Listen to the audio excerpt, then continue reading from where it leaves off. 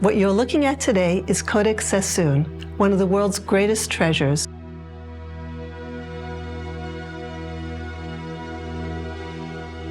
The Codex Sassoon is the earliest, most complete Hebrew Bible ever discovered.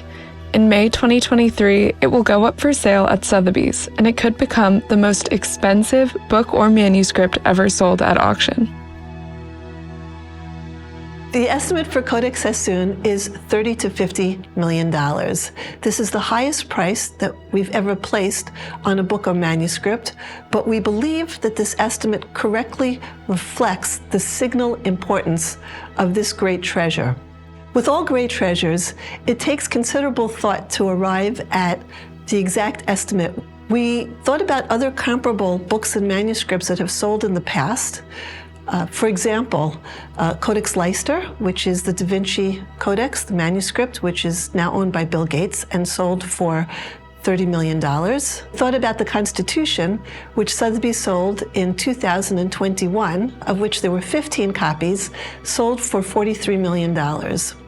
Here we have a manuscript which has no equal, it has no parallels.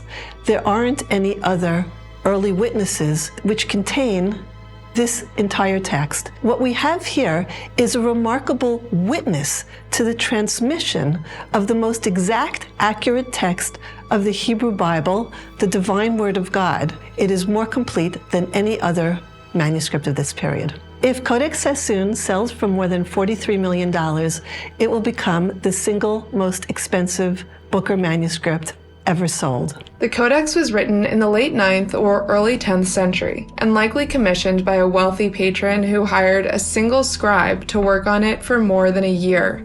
Over the following centuries, a handful of the Bible's owners added records of sale to its pages, which allowed experts to trace its provenance. This book has been owned privately by individuals, as witnessed by the deed of gift from around the year 1000.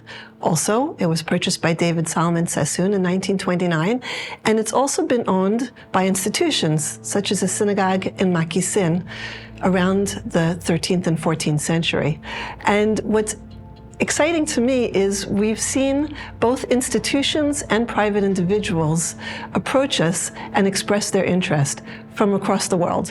What makes this manuscript so important is that this is the earliest extant example where we have every book of the Bible in its stable and standardized form.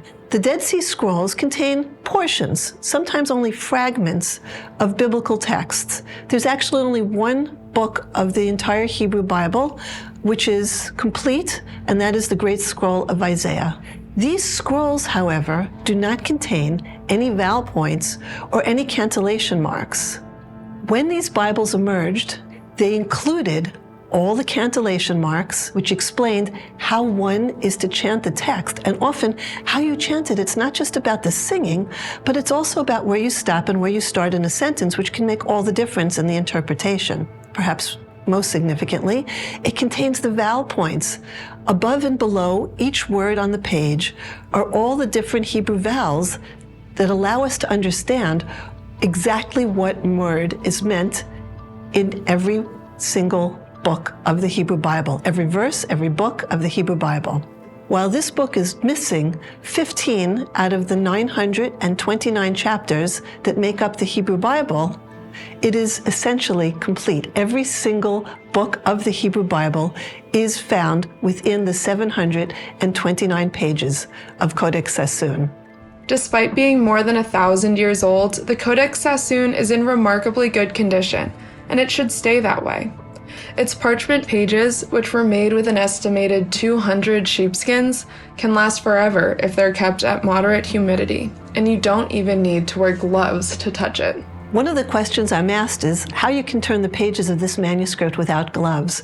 Conservators around the world believe that when you put gloves on, you lose the tactility. It's much harder to turn the pages, and you might end up ripping something or bending one of the leaves in an effort to turn the pages. So current conservational thinking is that it's much better to actually turn the pages with perfectly clean hands.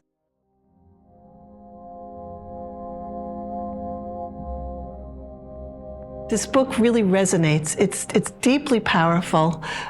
People of many religions and faiths look at it and feel a deep connection when they open up and look at the pages and can see a millennia of the text of the Hebrew Bible sitting in front of them.